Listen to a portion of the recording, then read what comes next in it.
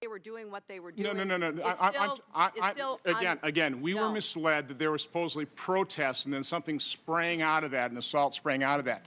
And that was easily ascertained that was not the fact. And the American people could have known that within days, and they didn't know that. With all due respect, the fact is we had 4 dead Americans. Was it because of a protest, or was it because of guys out for a walk one night who decided they'd go kill some Americans?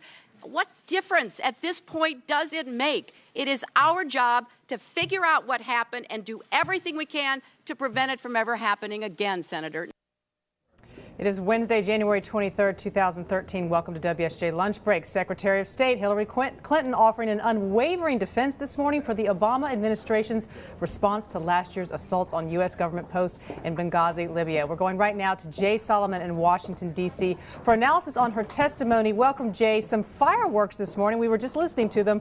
What struck you most about Secretary Clinton's demeanor during the testimony? She was quite emotional at one point. Yeah, she was quite. I mean, she started crying at one point when she was describing, greeting the bodies and the families of those who died. And as you just showed, she had a very sort of contentious standoff with Senator Johnson.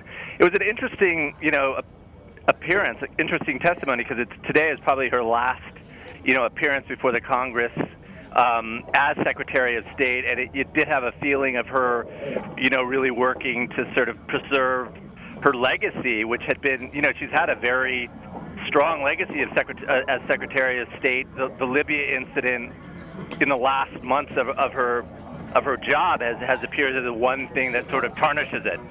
She will also appear before the House and give sort of similar testimony this afternoon. For people watching this who say she is, of course, leaving this post of Secretary of State at this point and wondering what the point of this is, Jay, just sort of elucidate on that for us.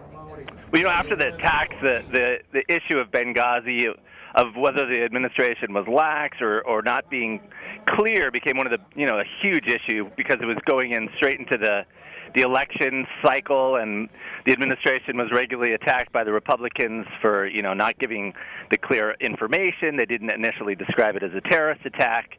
So today's testimony, these hearings were very much kind of a legacy of the politics surrounding the attacks of the November election. Secretary Clinton had not sort of taken much of a front row in response or describing the State Department's response to the attack, why it didn't have more security there when there were clear signs that there was terrorism threats in that part of Libya. So it really, this was kind of a legacy of that, and she had these health issues over the past couple of months, which again continued to deny her the ability to testify. And Republicans were basically saying, we're not going to confirm your successor, Senator John Kerry, until you get up here and testify. So this was, this was her sort of last big appearance before the Congress, and it was something that sort of had to happen before Senator Kerry could get his confirmation hearing going. Now, a lot of people tuning in with great interest, of course, because of the discussion behind the scenes about Secretary of State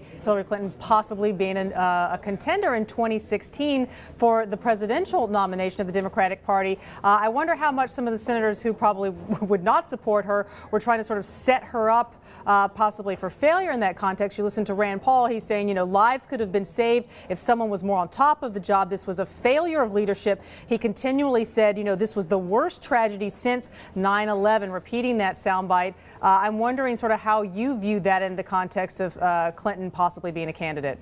Yeah, he also said she should have been fired. So yeah, I think there was, there's this sense that if she decides to, even though she's repeatedly said she won't do it, she could emerge as the top candidate in 2016. And her tenure as Secretary of State really has been widely praised, by both Republicans and Democrats, and you saw that today. But the Libya issue has kind of emerged as the one issue that she's vulnerable on. And like you said, you could see Senator Johnson, Ron Paul, even John McCain to some extent try to take a few shots at her on the way out. And you could see this issue being set up as something they'll focus on if she does run in 2016. All right, Jay Solomon, thanks so much for that. Again, Secretary of State Hillary Clinton will testify again before the House at 2 p.m. We'll carry that for you on WSJ.com.